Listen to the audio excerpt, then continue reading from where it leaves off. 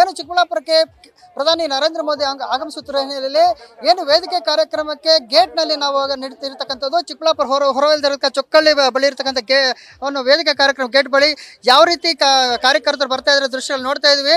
ಆ ಕಾರ್ಯಕರ್ತರನ್ನ ಪೊಲೀಸರು ತಪಾಸಣೆ ಮಾಡಿ ನಂತರ ಅವರನ್ನು ಬಿಡ್ತಾ ಇರೋ ದೃಶ್ಯಗಳು ಕೂಡ ನೋಡ್ತಾ ಇದ್ವಿ. ಇಲ್ಲಿ ಯಾವುದೇ ಕಾರಣಕ್ಕೂ ಯಾವುದು ಚೂಪಾದ ವಸ್ತುಗಳಾಗಿರ್ಬೋದು, ಕಬ್ಬಿಣದ ವಸ್ತುಗಳಾಗಲಿ ಅಥವಾ ಬೇರೆ ಬೇರೆ ರೀತಿಯಲ್ಲಿ ನಿಷೇಧಿತ ವಸ್ತುಗಳನ್ನು ಇಲ್ಲೇ ತಪಾಸಣೆ ಮಾಡಿ ಅಲ್ಲೇ ವಾಪಸ್ ಪಡೆದು ಕಳಿಸುವಂತಹ ದೃಶ್ಯಗಳನ್ನು ಬೆಳಗ್ಗೆಯಿಂದನೇ ಕೂಡ ಪೊಲೀಸರು ಬಹಳ ಭದ್ರತೆಯ ದೃಷ್ಟಿಯಿಂದ ಪ್ರತಿಯೊಂದನ್ನು ಕೂಡ ಈಗ ಚೆಕ್ ಮಾಡ್ತಾ ಇರ್ತಕ್ಕಂಥ ದೃಶ್ಯಗಳು ನೋಡ್ತಾ ಇದ್ವಿ. ಇಲ್ಲಿ ಏನು ಪ್ಲಾಸ್ಟಿಕ್ ಬಾಟಲ್ನ ಕೂಡ ಈಗ ಒಳಗಡೆ ಬಿಡೋದಿಲ್ಲ ಎನ್ನುವ ಮಾತುಗಳು ಕೂಡ ಇರೋದ್ರಿಂದ ಪ್ಲಾಸ್ಟಿಕ್ ಬಾಟ್ಲು ಕೂಡ ಅವರಿಗೆ ಅಲೋ ಇಲ್ಲ ಅನ್ನೋದು ಇರೋದ್ರಿಂದ ಅದನ್ನು ಇಲ್ಲೇ ತಡೆದು ವಾಪಸ್ ಕಳಿಸ್ತಕ್ಕಂಥ ಇದು ಕೂಡ ಇದೆ.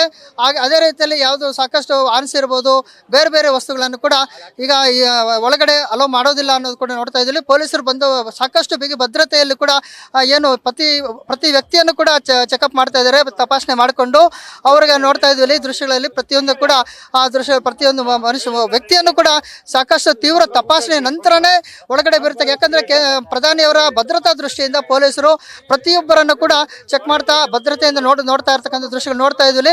ಅದೇ ರೀತಿ ನೋಡಿ ಇಲ್ಲಿ ಎಲ್ಲ ದೃಶ್ಯಗಳು ನೋಡ್ತಾ ಇದ್ವಿ. ಪ್ಲಾಸ್ಟಿಕ್ ಬಾಟಲ್ ಕೂಡ ಇಲ್ಲೇ ತಪಾಸಣೆ ವಾಪಸ್ ಇಲ್ಲೇ ಬಿಸಾಕಿ ಇಲ್ಲೇ ತೆಗೆಸ್ಬಿಟ್ಟು ಕಳಿಸ್ತಾ ಇರ್ತಾರೆ. ಆನ್ಸ್ ಇರ್ಬೋದು ಅಥವಾ ಎಲೆ ಅಡಿಕೆ ಇರ್ಬೋದು, ಈ ಥರ ಯಾವುದೇ ವಸ್ತುಗಳನ್ನು ಕೂಡ ಒಳಗಡೆ ಅಲೋ ಮಾಡದೇ ಇರೋಕ್ಕೋಸ್ಕರ ಅವುಗಳನ್ನು ಇಲ್ಲೇ ಪೊಲೀಸರು ಕಸಿದುಕೊಂಡು ವಾಪಸ್ಸು ಇಲ್ಲೇ ಡಸ್ಟ್ಬಿನ್ಗೆ ಕೂಡ ಹಾಕಿರುವ ದೃಶ್ಯಗಳು ಕೂಡ ಈಗ ನೋಡ್ತಾ ಇರ್ಬೋದು.